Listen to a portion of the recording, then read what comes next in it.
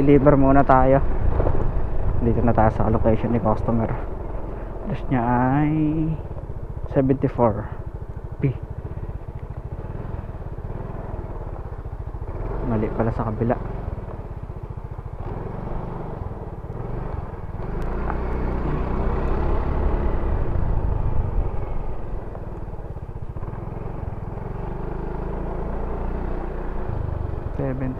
C B.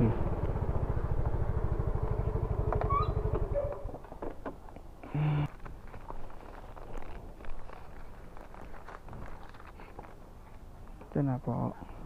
Sir, pa-check na rin po muna ako ng ng item. Pa-check din po.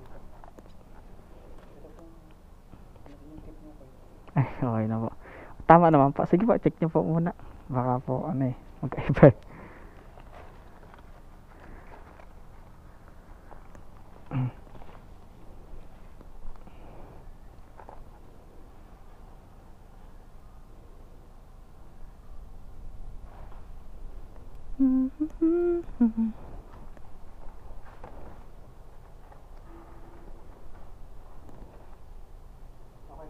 Okay na pa. Okay na pa ito. Salamat po.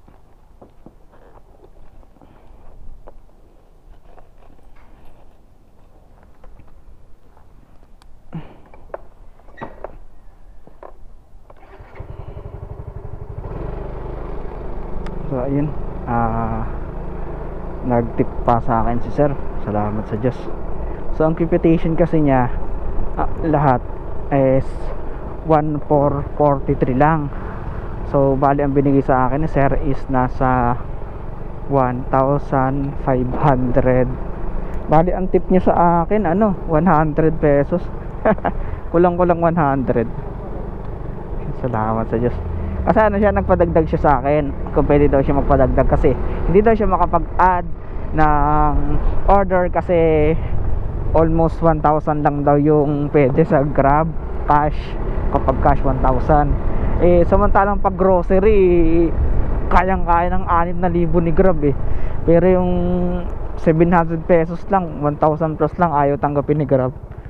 Minsan din si Grab sablay din minsan talaga si Grab Kaya ang ginawa niya sir, ang pag-order niya sa akin kasi kailangan niya dalawa syempre hindi naman natin pagbigyan yun wala namang problema sa atin, depende na lang sa atin kung papalagdag tayo.